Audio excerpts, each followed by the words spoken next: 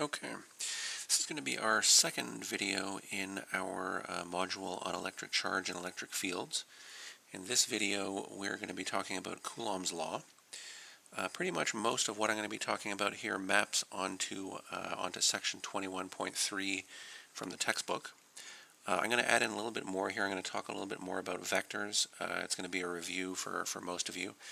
And I'm going to throw in an extra example that they don't do that really kind of makes use of some of the tools that I'm going to discuss in the vector section and kind of gives you more of an example of what some of the assignment questions might look like.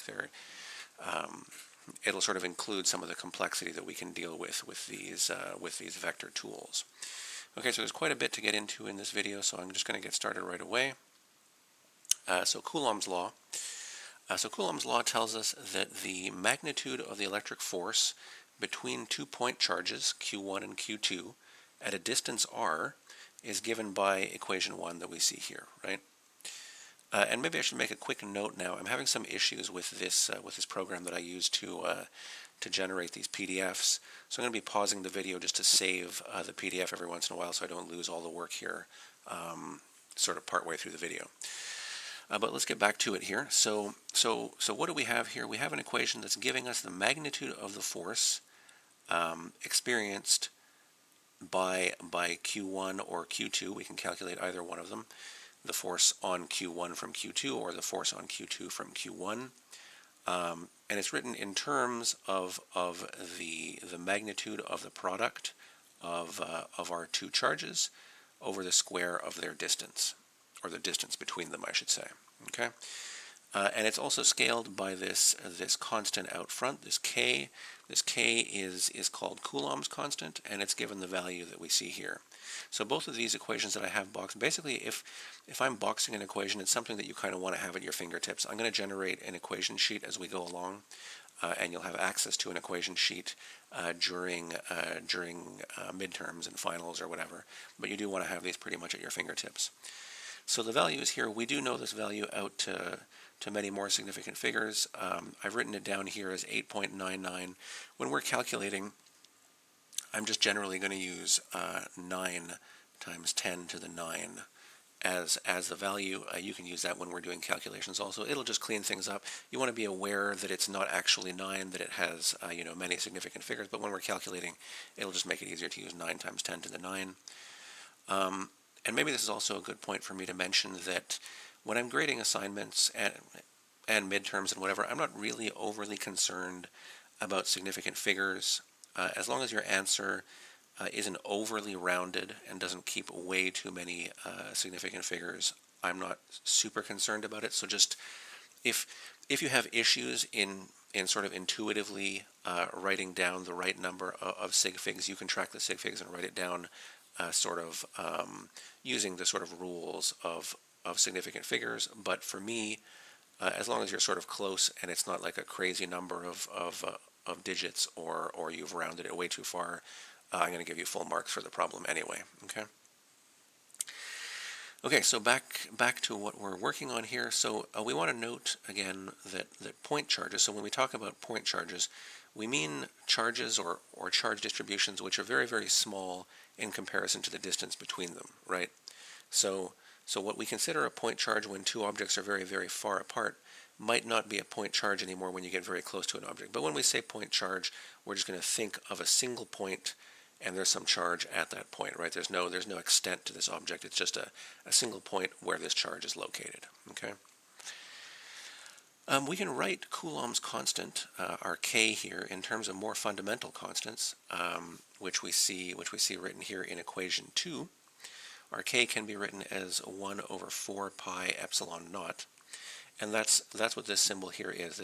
This epsilon, which is a Greek letter epsilon with a 0 in the basement, that's read as epsilon naught, and it's often called, well, in your book it's called the electric constant, but it's more commonly referred to as the permittivity of free space, or sometimes the vacuum permittivity, and it has a value shown here, right? And so it's going to play a role a little more later on, but I mean we can substitute in for k, and if we do that, we can write Coulomb's law in the form that we see here in number 3. all that I've done here basically is kind of more explicitly written out what force it is I'm talking about here. And like I said before, we can be talking about the force of charge 1 on charge 2 or the force of charge 2 on charge 1. They're going to be equal. And this kind of is a nice way for us to see Newton's third law sort of in action here. This gives us the sort of action-reaction pair. We see that the magnitude of force 1 on, or of charge 1 on charge 2 has to be equal to the magnitude of the force of, well, provided by charge 2 on charge 1, right? So we kind of see that here. And I've just replaced the k here with a 1 over 4 pi epsilon naught. Again, this whole collection of terms, when we're actually calculating, is just going to end up going to 9 times 10 to the 9 with the units that we have up here, right? So Newton meters squared over Coulomb squared, right? Maybe I'll note that in both of these cases so we're not confused.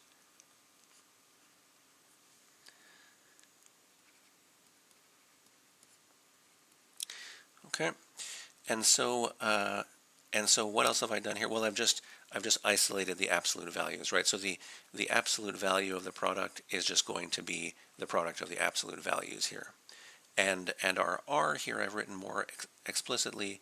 This is the r, which is the distance from charge 1 to charge 2, right? And we're taking the square of that when we're doing this calculation. Okay, so not too much has changed there, but this is just another way that we can sort of work with this equation. When we're thinking about doing calculations with this, what are we sort of doing? We sort of have the picture of what we want to apply this to here. Let's say we have some charge q1 over here and some charge q2 over here, and they're separated by a distance of r12. Well, if we had q1, like the actual charge in coulombs, say, and we had q2 written in terms of coulombs, and we had our distance in meters, then we could do our calculation, right? We would just substitute in our R12, we would substitute in Q1 and Q2, take their absolute values, and then we know that this collection of constants here just gives us a 9 times 10 to the 9, do the calculation, and we can find the magnitude of the force experienced by Q1 or Q2 from whichever other charge, right? And so this is kind of just what I talk about down here. I talk a little bit about Q1 and Q2 and the fact that we're sort of seeing the action-reaction pair, the force of 1 on 2 and the force of 2 on 1. They're magnitudes at least, right?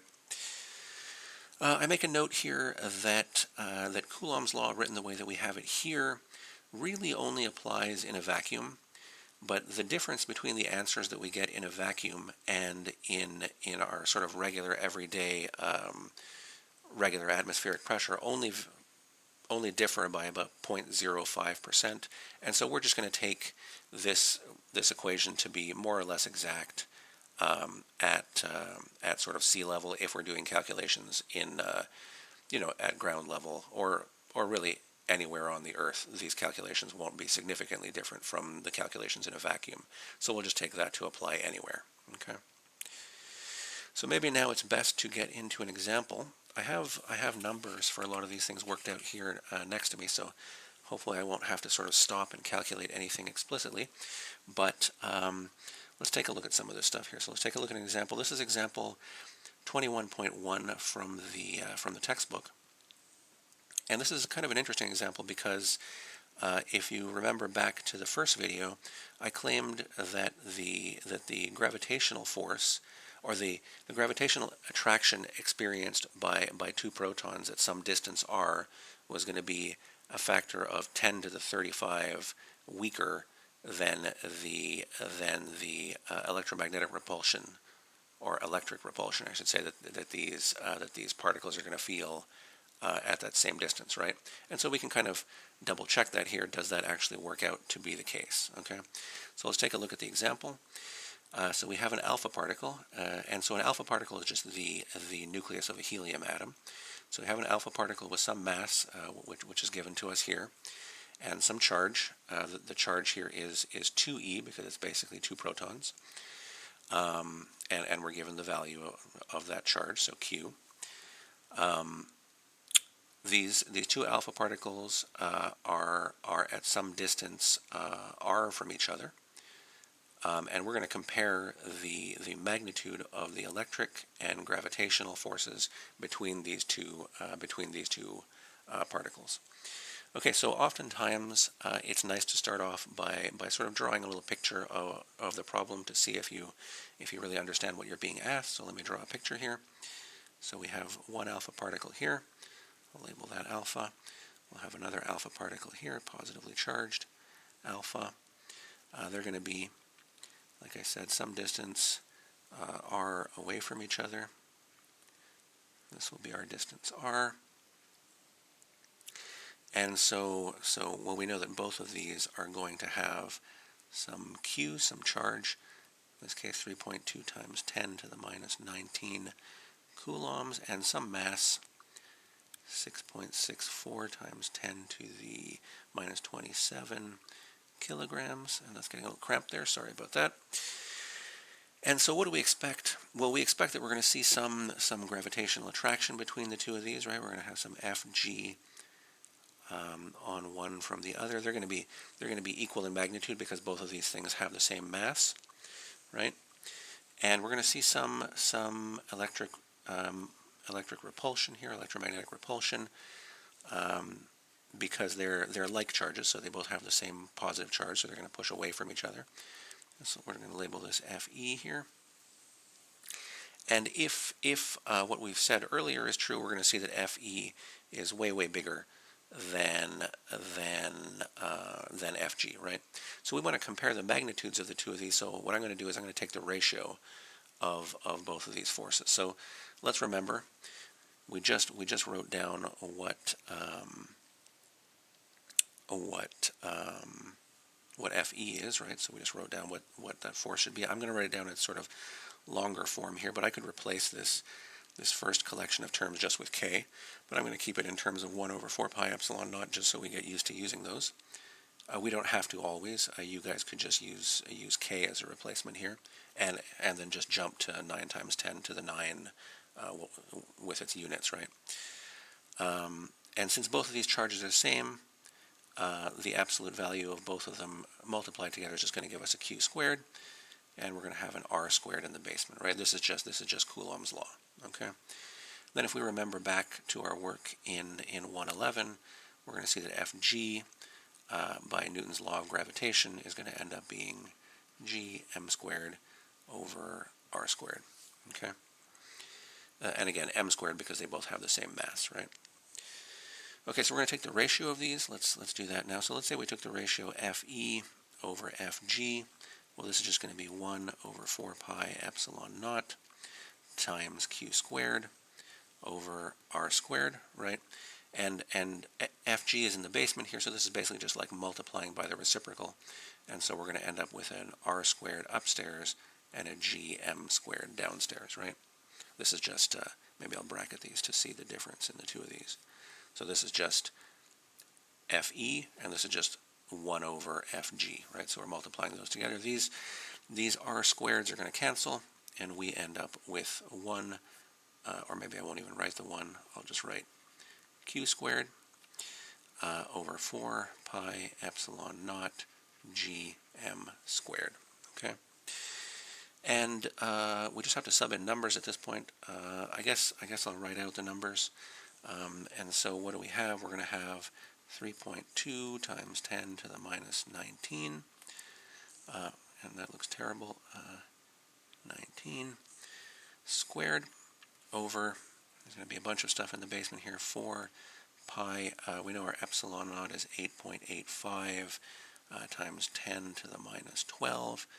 I'm not going to put in all the units here, but you could, of course, and if you're ever unsure, you should go back and double check that all your units work out, that everything cancels out.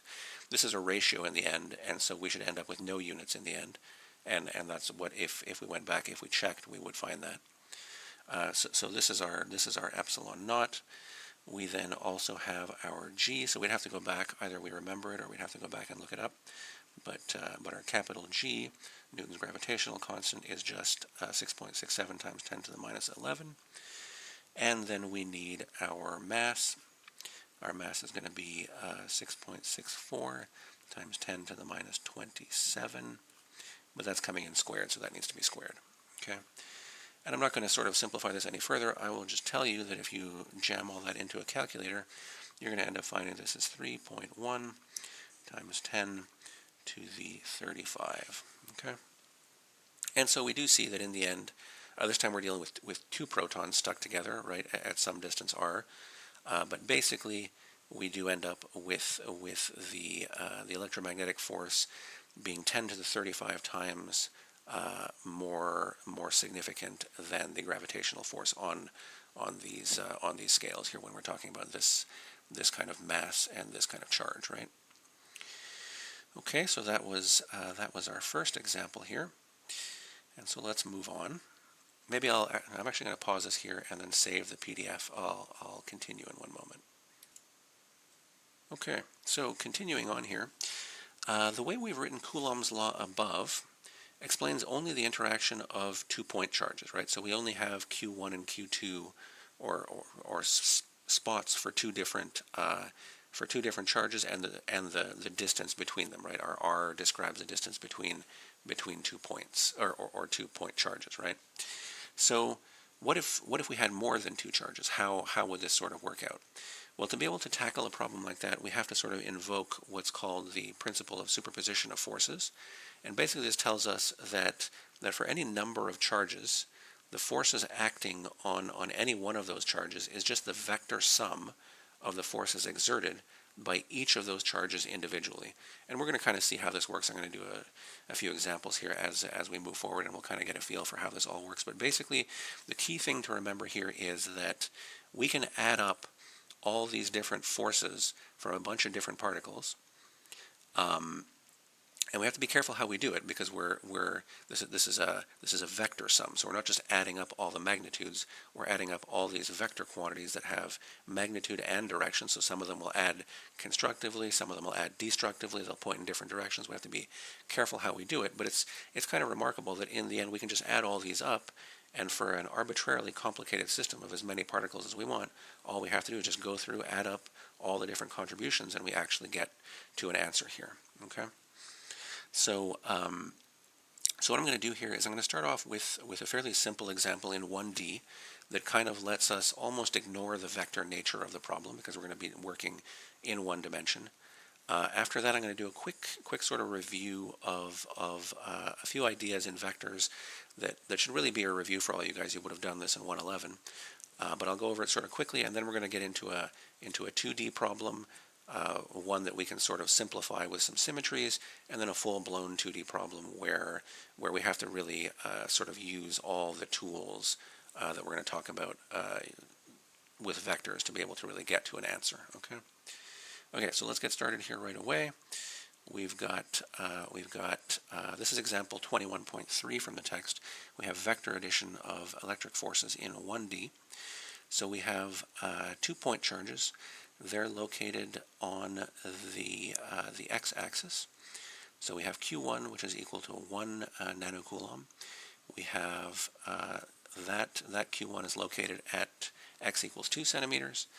We have Q2, which is equal to negative 3 nanocoulombs, and that's located at x equals 4 centimeters.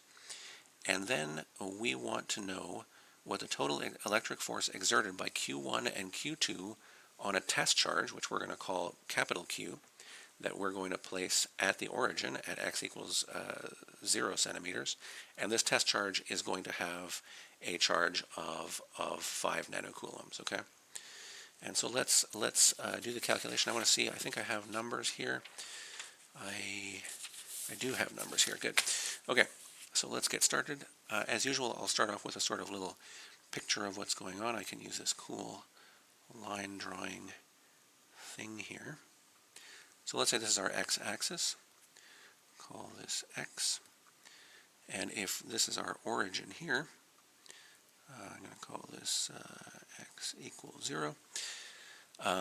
Then we can place our q here. We know that our q is supposed to be at the origin, our capital Q.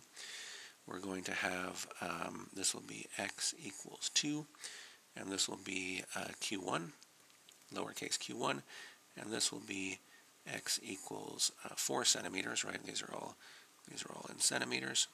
Oops. and this will be Q2, right? I'm gonna drop these additional decimal places here. We're just gonna call Q1 1 nanocoulomb. We'll call Q2 2. No, sorry, -3 nanocoulombs, and capital Q is 5 nanocoulombs. Okay. Okay. So what do we want to do here? We want to maybe I'll put the actual charge dots sort of in there. Okay. So what do we want to do? We want to calculate the total force experienced by our test charge capital Q here. So what we really want to do is we want to calculate the vector quantity F on Q. So the total force experienced by Q from Q1 and Q2. Really what this would end up being is this would be the force of 1 on Q as a vector plus the force of 2 on Q as a vector, right? But because we're dealing with this stuff in one dimension, all these things lie on a straight line here, and we've put our coordinate plane or our coordinate line down on top of this. We can sort of ignore the vector nature of the problem, and what's going to end up happening is we're going to end up having the force on Q, this sort of sum, is just going to end up being like a magnitude, right? And if we're careful about signs, it's all going to work out, right? So we can end up writing this as, and this is only true because we're in one dimension here. If we were in 2 dimensions or more, we have to be very careful about how we add things up, and it's not true that we can just write this vector equation down in terms of its magnitudes, right? In terms of the scalar equation that we're seeing here. But in this case, because we're in one dimension, we can sort of write it like this, as long as we're careful about our signs, right? Okay, and this is really this here is just a statement of the principle of superposition, right? So let's just keep that in mind. That's sort of what's happening in the background here. So I'm going to start off with a free body diagram of sort of what we expect to see happening to Q, right? So if this is capital Q, what do we expect to have happening? Well, we can see that Q1 is a positive charge, right? And capital Q is a positive charge, right? So they should be repulsive. So we should expect to see a force, some force, 1 on Q, pointing to the left here, right? Because we expect Q1 and capital Q to be repelling each other, right? So we expect capital Q to be moving off to the left if only Q1 was there. But Q2 is a negative charge, right? And well, when we consider it against the fact that capital Q is a positive charge, we expect those to be attractive, right? So we expect the force of 2 on Q to be moving us to the right. We're not really sure at this point which one is going to have a greater magnitude. We kind of have to do the calculation to see that. So we can kind of see already this is what we're expecting to see. This is how we expect them to add up. Let's actually do the calculation and see what ends up happening, right? Okay, so let's start off by we want to find F1 on Q. Okay, so this is the force exerted on Q from Q1. Okay. Well, this is just going to be 1 over 4 pi epsilon naught, and again, this is just K, which is just equal to 9 times 10 to the 9 with units, right? And this is also going to be the magnitude of Q1 times the magnitude of Q over the distance R from 1 to Q squared. Okay. So this looks a little messy, but really it's not so bad. Most of this is stuff that we can easily pick out of our diagram or our numbers above, right? And so let's do that really quickly. So what do we have here? We have a 9 times 10 to the 9. This is going to be times the magnitude of Q1, which we just said was 1 nanocoulomb, so I'm just going to call that 1 times 10 to the minus 9. That's our Q1. Then capital Q is just 5 times 10 to the minus 9. And in the basement here, we have our radius, our R, I should say, our distance, squared, right? And so we want this in meters. We have it in centimeters, so it's 2 centimeters. That's going to be 0.02 meters, and this needs to come in squared, so we're going to square that. Okay?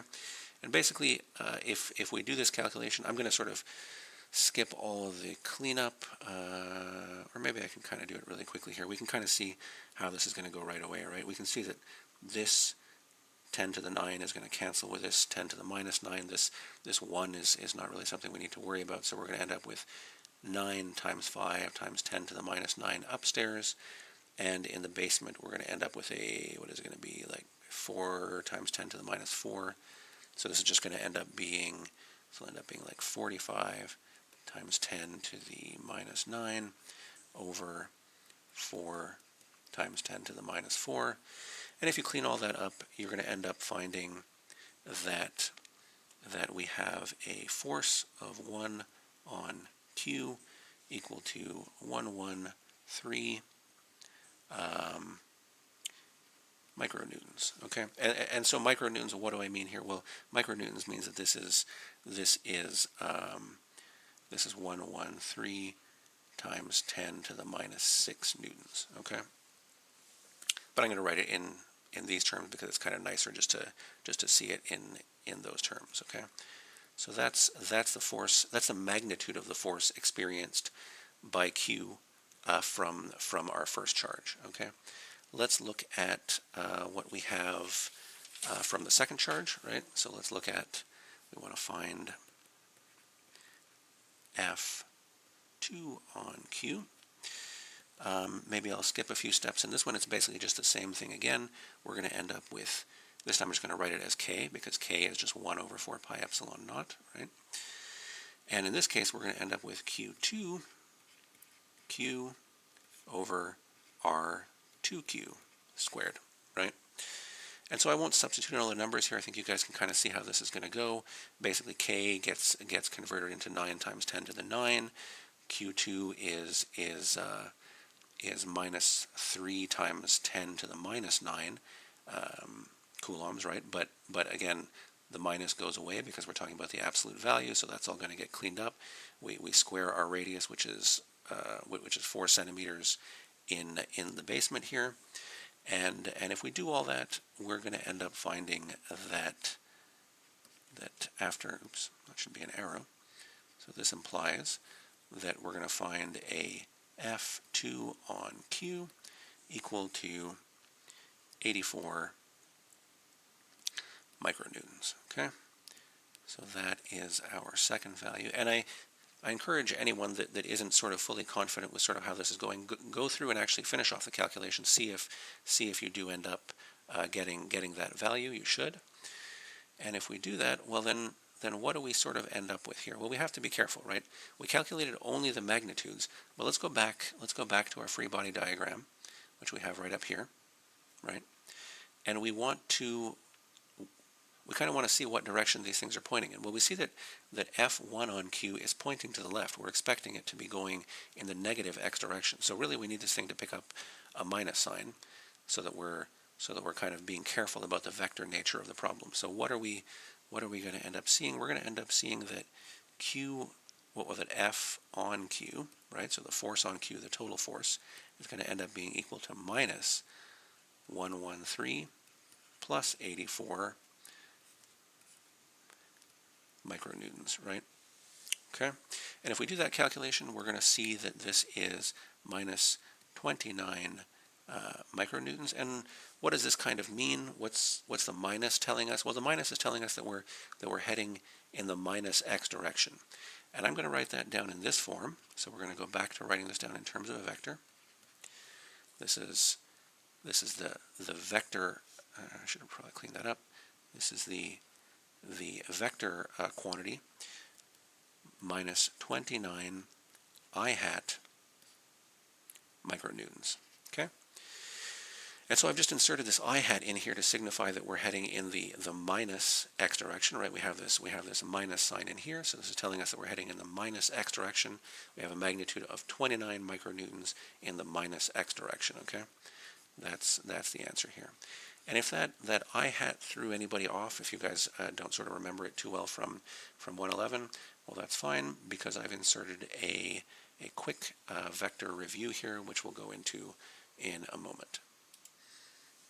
Okay, so this is going to be a quick review of vectors. Again, this should all be a review for everyone. If anyone's not familiar with any of the stuff that I'm talking about here, feel free to come and see me. If a lot of people are not familiar with it, I can do an extra little bit on vectors, but this should all be stuff that you guys have seen in your 111 courses. Okay, so I'm going to start off just by drawing. I didn't build a bunch of notes here. I kind of wanted to do this just sort of off the top of my head and freehand. Because there's sort of a lot of equations that get kind of messy if I write them down. They're not overly complicated, but there's a lot of notation, so I'll kind of write it out here. Let's get a coordinate plane in here just really quickly. So we'll call this our x-axis, and this will be our y-axis. So as I said, that's y, that's x, right? And if we have some vector, say we have some vector pointing off in this direction, should have used the line tool there, but that's okay. So we have some vector f. This will be some force vector. Doesn't really matter what it is. We can remember that we measure this polar angle in here that we usually call theta. So theta is usually called our polar angle, right? This is theta here. And we could also measure what we sometimes call our reference angle, which I'll call alpha in here. And this is just our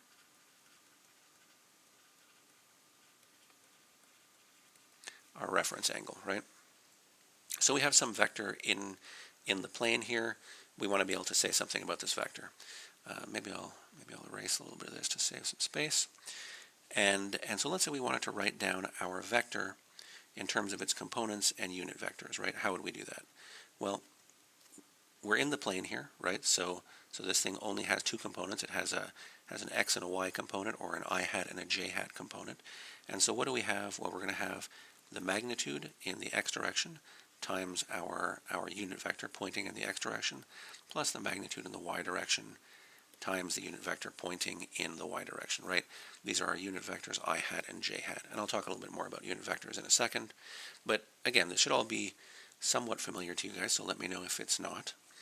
And so what are fx and fy going to be? Well, fx is going to be equal to the magnitude of f, right, times the cosine of theta. It could also be equal to, depending on what quadrant we're in, this could also be equal to plus or minus the magnitude of f times the cosine of alpha, right? And again, we're just looking at pulling out the x component of this, right? So all we really need is the sort of x distance along the way, along our x axis here. How far out does f reach, right? And both of these will get us to that value. What's fy? Well, fy again is just going to be the magnitude of f times the cosine of theta, which again is just going to be plus or minus the magnitude of f. Oh, and it's not the cosine, I'm sorry, it's the sine. Which is also going to be equal to plus or minus the magnitude of f times the sine of alpha. Okay. And so we can kind of substitute both of these expressions back into our expression for our vector here. And what do we end up getting? Well, we're going to end up getting f is equal to, well, fx here, which is the magnitude of f cos theta I hat plus magnitude of f sine theta j hat, or we could substitute in the other term here, but I won't bother to write that, right? And so we could end up with either of those terms, and this would be our sort of way to write the vector f down in its components and unit vectors, right? Let's say we wanted to find the magnitude of f, and so maybe I'll make a notational note here. So when I'm talking about the magnitude of a vector, I'll often write it like this. This is sort of a longer way to write it. Another way to write it is, so we have a vector, right? We have a vector f, and the magnitude of that vector either picks up these absolute value signs, or I could just write it as f with nothing, right? So just f on its own will be saying that we're talking about the magnitude of the vector f here, okay? And if we want the magnitude of the vector f, how do we get that? Well, we can remember from 111 that this should just be fx squared plus fy squared, the magnitudes of the x and y components, each squared, then added together, and you take the square root of that sum. Okay? So it's just the square root of fx and fy summed, right? And what if we wanted that angle theta? Well, we could get that angle theta. Theta is just equal to inverse tan, so arctan, or tan to the minus 1, of fy over fx. Okay? And really that's all we need to sort of remember originally about sort of what vectors are. But we do want to remember about sort of how to use and what these unit vectors are. Okay, so I'm going to talk a little bit about unit vectors here. I should have made a separate heading here, but I'll just write it in. So, unit vectors. Okay. So a unit vector, what are we talking about when we're talking about a unit vector? Well, a unit vector will be any vector that instead of writing the arrow over top, we just put a hat on top. This hat signifies that we're talking about a unit vector. Okay. Things that are true for unit vectors, well, one, the magnitude of a unit vector is always equal to 1. Okay. So anytime you're looking at the magnitude of a unit vector, it's going to be equal to 1. And two, an important thing to remember about unit vectors is that our unit vector is dimensionless. Okay, it's dimensionless. It has no units. It's just a direction. So b hat points in a direction, and that's basically all it does. It has a magnitude of 1, so whatever it multiplies just ends up giving you back the original magnitude. It points in a direction. That's all it does. Okay, so these are sort of the two key things to remember about unit vectors. Okay, let's work with unit vectors a little bit. Let's remember that for whatever vector b we have, b will always be parallel to, and this is my symbol for parallel, will always be parallel to b hat. Okay, b hat and b will always be parallel to each other.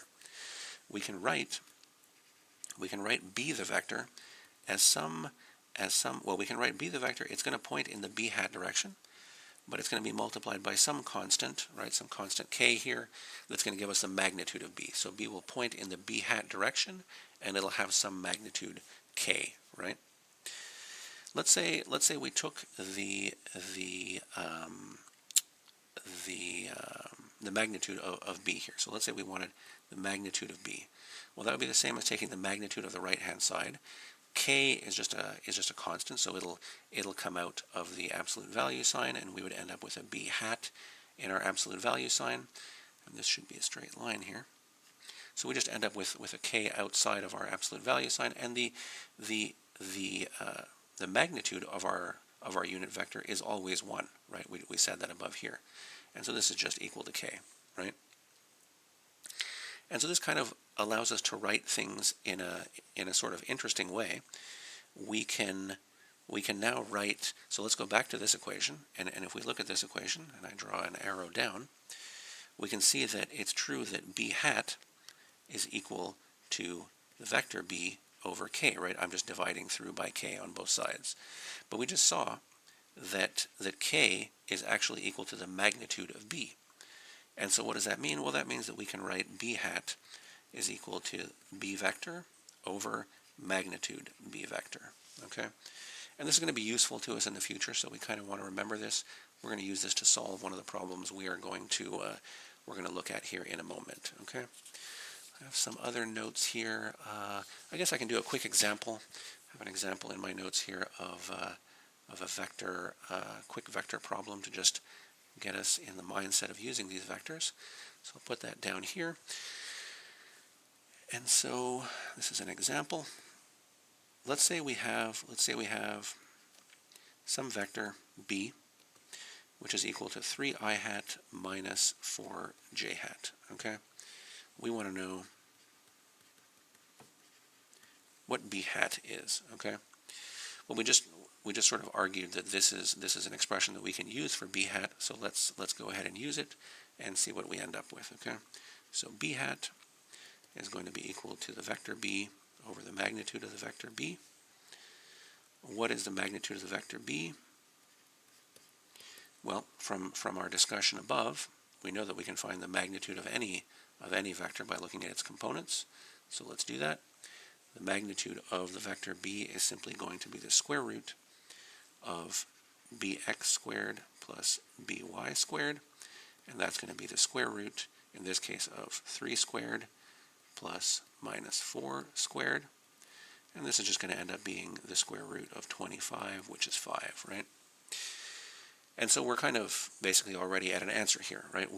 We know what b is, we have it above here, we just calculated the magnitude of b also, and so we can write b hat is equal to 3 I hat minus 4 j hat over 5. We can clean this up. This is going to be, here I'll do an extra step, I guess, 3 over 5 I hat minus 4 over 5 j hat, which is going to end up giving us 0.6 I hat, no, not plus, minus 0.8 j hat, okay, and this is b hat. So this b hat, this is our unit vector pointing in the b hat direction, b hat pointing in the b direction. It has a magnitude of 1. We could double check that. We could check the magnitude of this by squaring this and adding them together, and they would have to come back and give us 1, right? And so we found b hat if we needed to find it. So that's just a quick example to get us in the sort of mood of using these vectors again. And I'm going to move on. So we're going to move back now to 2 examples of looking at this sort of vector addition of electric forces, but now we're going to do them in 2D. This first problem kind of ramps up to it. We can use some symmetries here to ignore some of the sort of vector nature of the addition that we have to do, and then we're going to do another problem where we really have to do the full-blown sort of vector problem here. I'm just going to pause again for a quick second to save this so I don't lose it, and we'll keep moving. Okay, so what do we have going on here? This is example 21.4 from the text, and we're doing vector addition of electric forces in 2D with some symmetry here. Okay, so we have 2 equal and positive point charges. So Q1 equals Q2 is 2 microcoulombs, and they are located on the y-axis at x equals 0 and y equals plus 0.3 meters and y equals minus 0.3 meters. Okay, so we'll sort of draw that out in a second, or maybe I'll draw it out as we go along. So we have our y-axis here. We'll have an x-axis here, and we have one particle here and another one over here. This will be Q1 and Q2, and so this is 0.3 meters, and this is minus 0.3 meters. Okay, and then we have so the problem goes on to say, what are the magnitude and direction of the total electric force exerted by Q1 and Q2 on a test charge, capital Q, which has this magnitude of charge here, located at x equals 0.4 meters, and y equals 0. So basically, we're going to have our big Q out here at 0.4 meters on the x-axis, right? We have x here and y here. Okay, and so we want to sort of solve for what the sort of force experienced by Q from both Q1 and Q2 are, right? And so again, this is going to require us to, okay, maybe I'll write it out here. So F on Q, the vector, is going to be equal to F1 on Q plus F2 on Q, okay? And so we're going to need to get at what the sort of magnitude of these forces are, and also on what their direction are. But we can kind of see how this is going to work out a little bit. I don't want to use the line tool here because it's going to make a full line, but basically we can see, we kind of expect, because these are all positive charges, that these are all going to be repulsive, right? And so we expect that F2 on Q is going to look something like this, right? And that'll be a vector.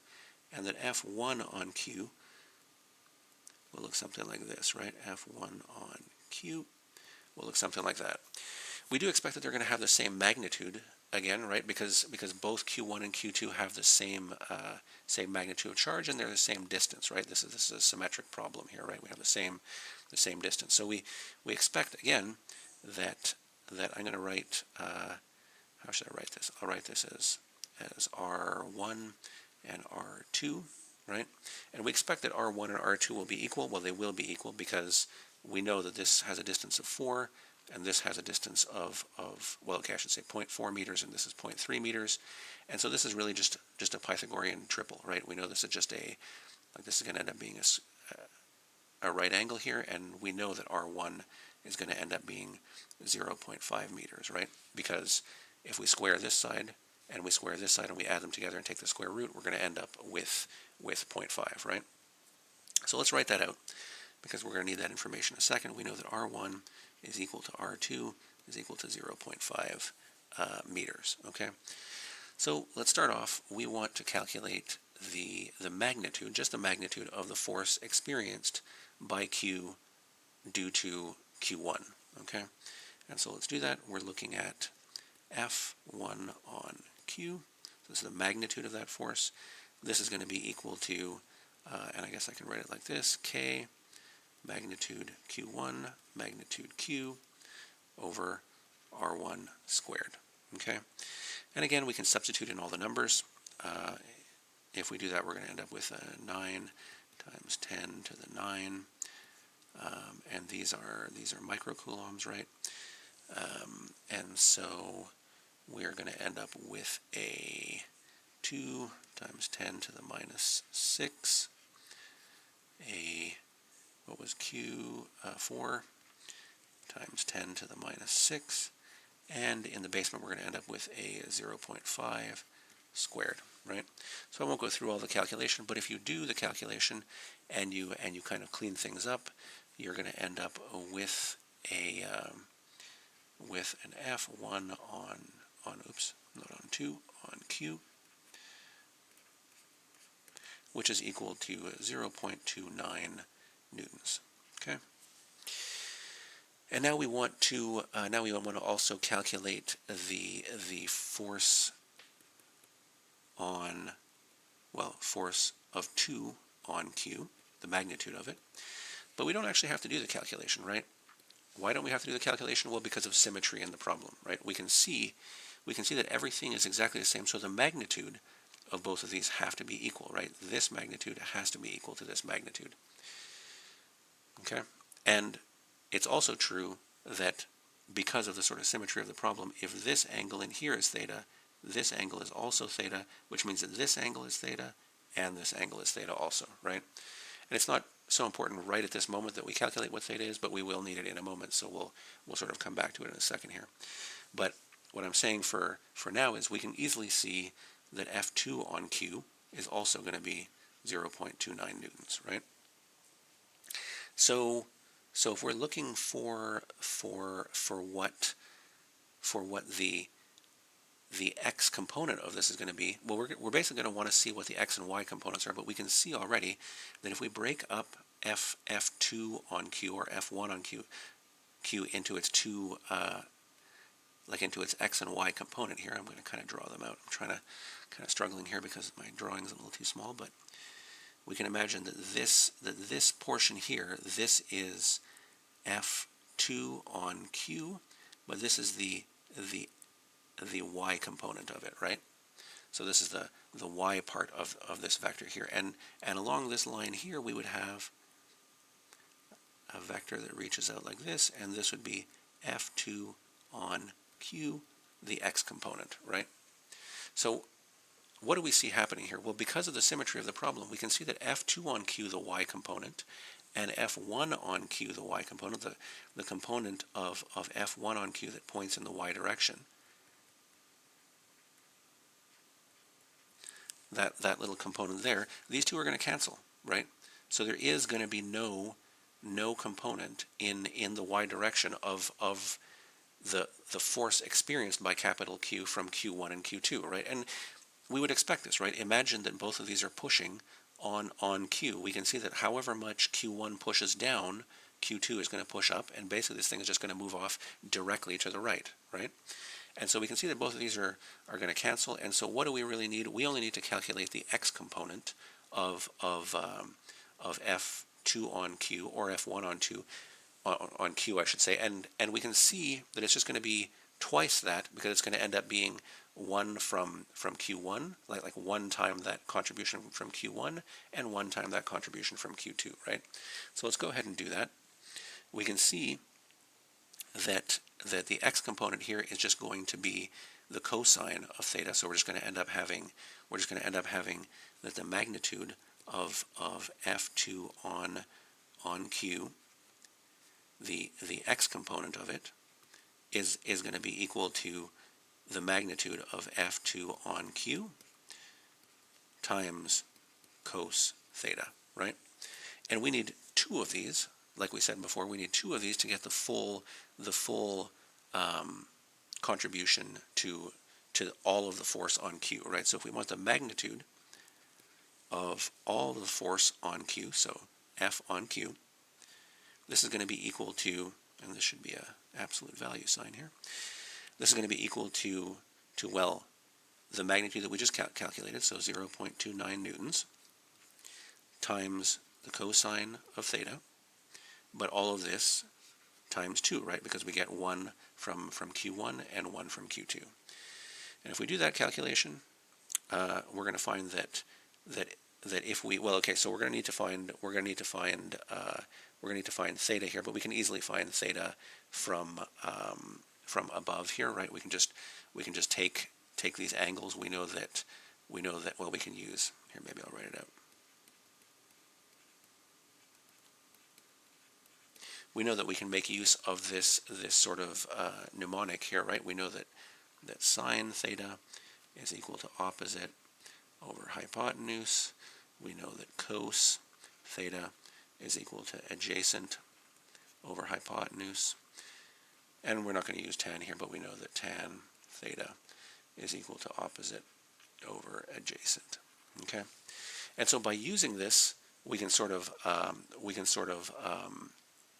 find what theta is, and I guess we can go ahead and do that here if we'd like, and or maybe, you know what I'll do? I'll just skip that, and we're going to clean this up a little bit, and we'll get to our answer here. So we're just going to find that if we went through and we actually calculated what theta was, we subbed theta into here, multiplied it by 0.29, we would end up finding that we would have 0.23 newtons in the square brackets here, and then we need to multiply that by 2 for both of our contributions, 1 from Q1 and 1 from Q2, right?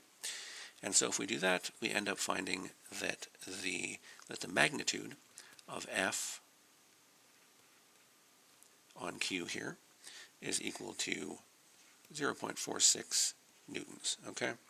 And we can see that it's going to point in the positive x direction. So let's rewrite this in the form of a vector. So we know that F on Q is equal to 0.46 I hat newtons, okay? And that would be the answer to this example here. I'm just going to save one more time here, and we will get to our final example for this video. Okay, so let's move on to our final example here. And so in the first example, after we started talking about this principle of superposition of forces, we were able to sort of totally ignore the vector nature of the problem. In the second question, which we just did a moment ago, we kind of had to deal with some of the vector nature of the problem, but we could use symmetry to argue away some of the complexity. Maybe it made it a little more complicated in some senses that we had to use all this symmetry. But now we're looking at a problem where there is no symmetry. We're going to have 2 charges in our test charge, so 3 charges in total. We're going to have to sort of apply the sort of full arsenal of tools that we have in using vectors to be able to solve it, and then we're going to get to our answer here. Okay, and so let's take a look at the problem.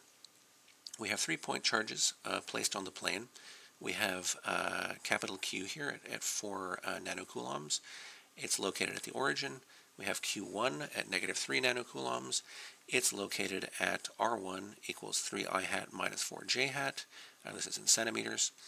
And we have Q2, which is located, which is 2 nanocoulombs, and it's located at x equals 0 and y equals 2 centimeters. Okay, so we want to find the force, the total force experienced by Q as a result of Q1 and Q2, right? So F on Q we want to find.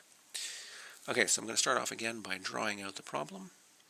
So what do we have here? We'll have our vertical axis here, y-axis, and our horizontal axis here. Maybe that's too big. Okay, and so we have our capital Q is here.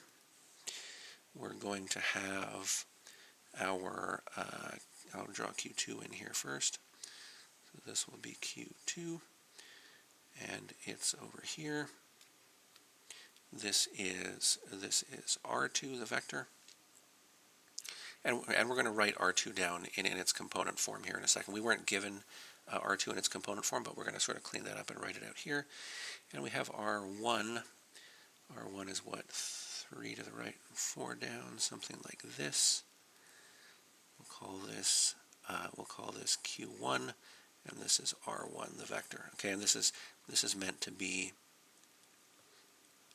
minus 4 and 3 here, right? Okay, and so maybe I'll make some notes here on what else we know. So we have, I'm going to drop the decimals here, and I'm just going to call this 4 nanocoulombs. This Q1 is minus 3 nanocoulombs.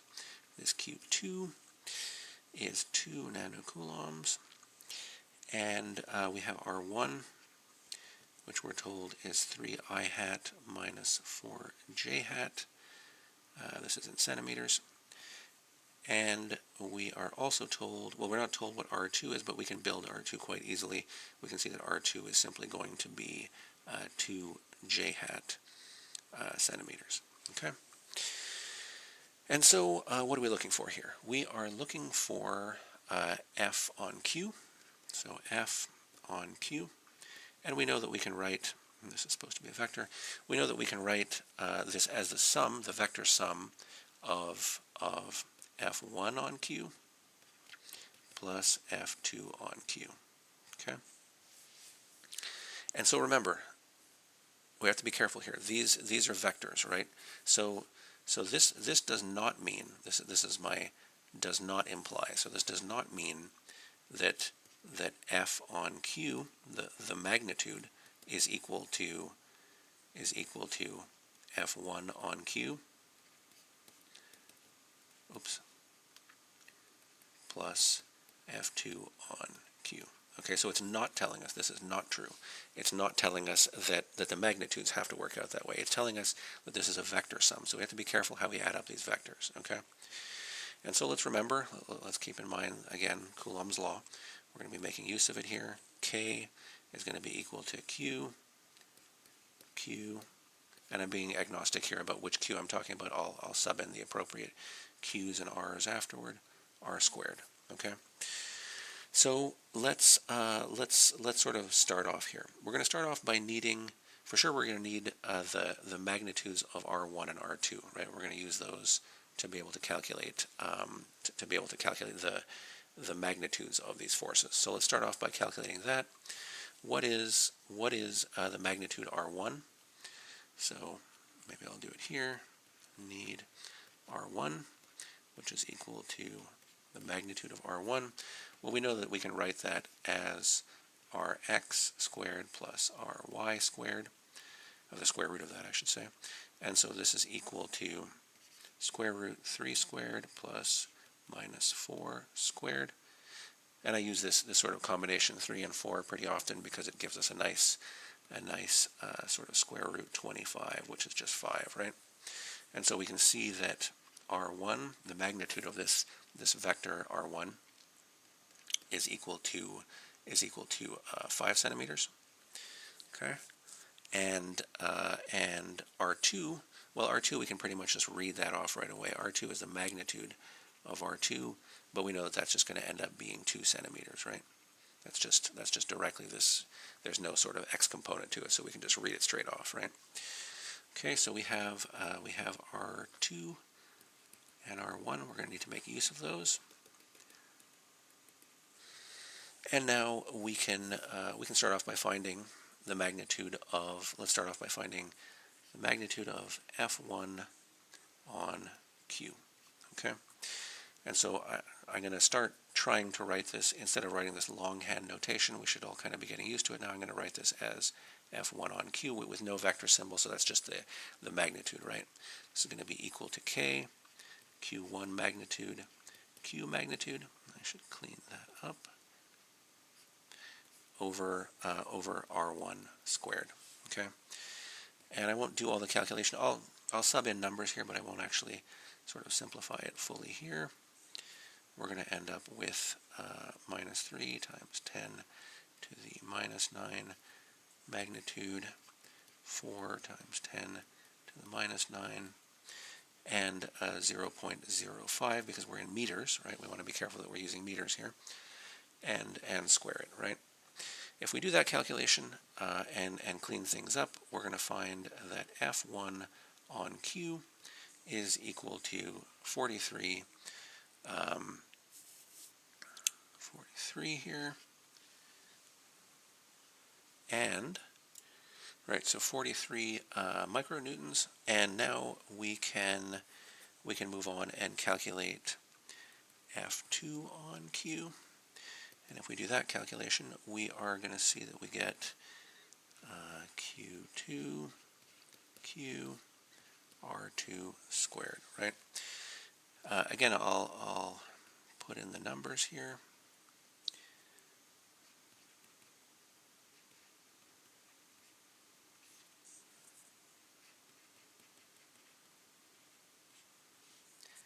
And we end up with 0.02 squared in the basement here. If we clean this up, we're going to end up finding that F2 on Q, the magnitude of that force experienced by Q from 2, is equal to 180 micronewtons, right? Micronewtons.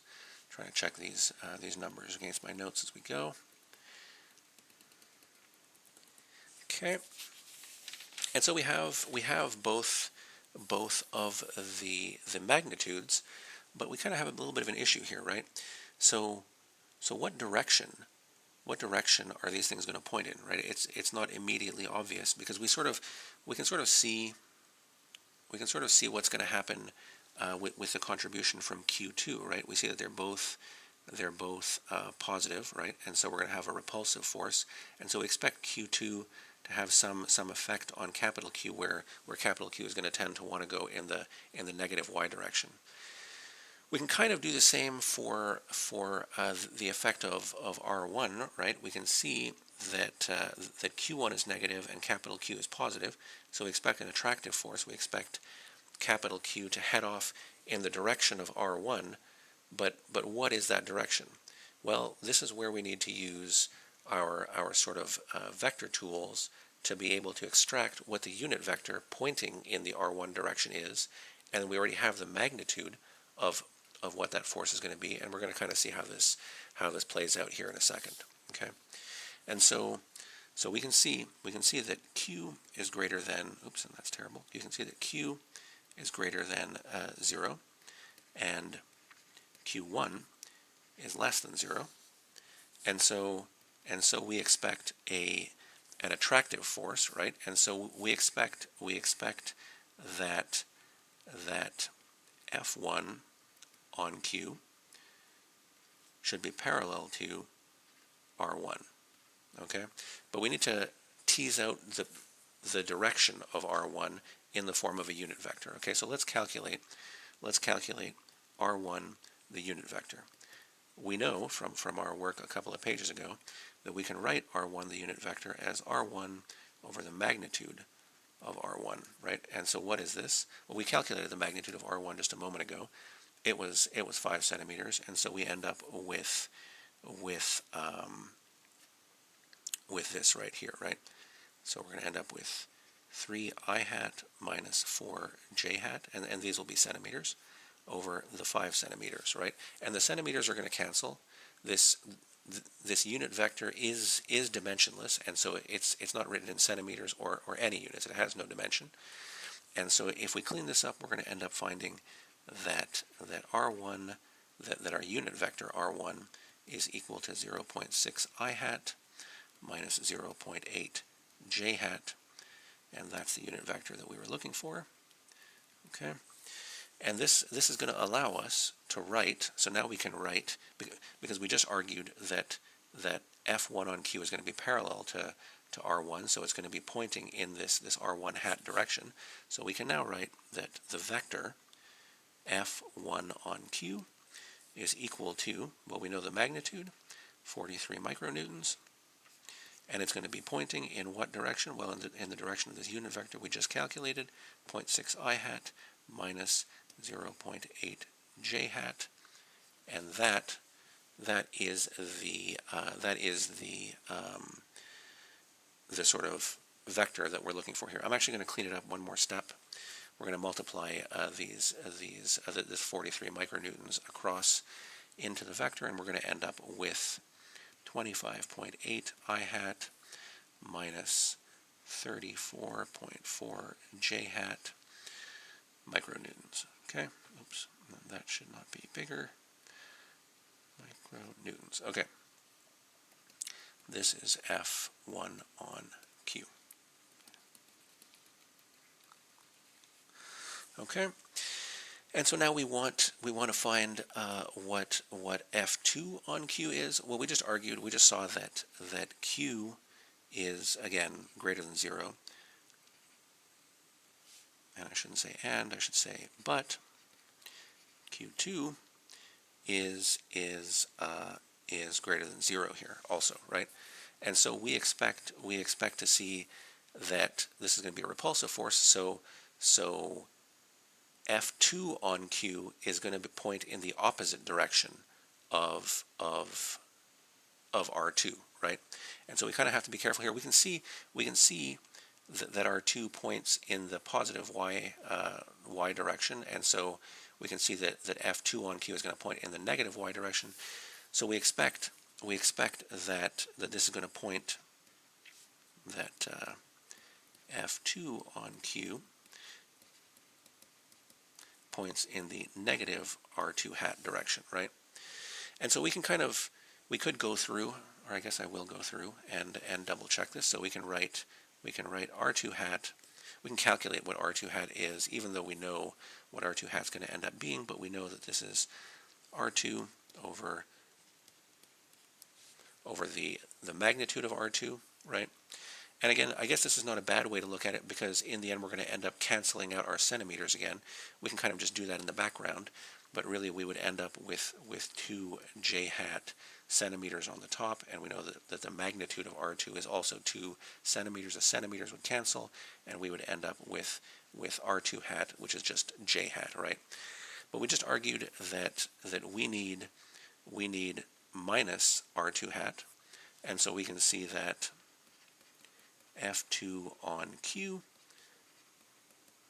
points in the negative J hat direction, right? And unfortunately, I just ran out of space here, so we'll have to add in another page. And so let's write it out, right? So we have F2 on Q, and this is going to be equal to 180 micronewtons in the minus J hat J hat direction, okay? And so we can clean this up a little bit also. This is going to be equal to minus 180 J hat micronewtons, okay? And now back up to the top here. So we basically spent all that time calculating what F1 on Q and F2 on Q the vectors are, so that we could do this vector addition, right? Now we have them both in their vector component form, and we can actually do the vector addition. Okay, so this is our second one.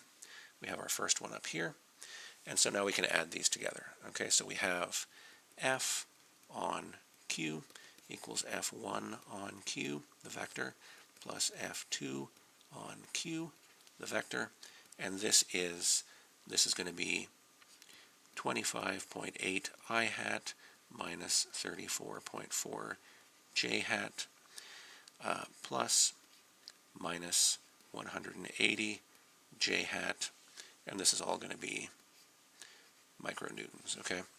And normally if I was doing this, I wouldn't be carrying these units around constantly. I would just plop the units in at the end. But since this is one of our sort of early videos here, I want to keep doing as many steps as I possibly can. The video is running quite long here because of that, but that's fine. It's good to see all the steps at least a couple of times. So if we went through here, we can see, and for any of you that kind of don't remember how to do this, make sure you remember how to do vector addition. We're going to add the I hats together and the j hats together. There are no other I hats and so forth, and so we're going to end up with a I on Q, and this is just going to be equal to 25.8 I hat minus 214.4, but we'll drop the 0.4, have the same number of sig figs here, 214 j hat micronewtons, okay? And that would be the answer. So it's always good at the end of the day here, once you've generated an answer, double check it. Does it make sense? So what do we end up having here? We have a total net force pointing in the 25 I hat and minus 214 j hat direction. So what do we expect? We expect a repulsive force here, so we expect some contribution in this direction, and we expect another contribution in this direction. So we expect a vector pointing way like this, right? And that's what we end up getting. We end up getting a vector that's very negative in the j hat direction and points a little bit in the positive I hat direction. So it does give us that sort of pointing in the bottom right direction that we're looking for. So that all makes sense, and it seems that our answer, at least sort of on a very cursory review, does make sense with what we would expect, so we have no reason not to believe it, right? Okay, so that's the answer for that example, and I will see you guys in the next video.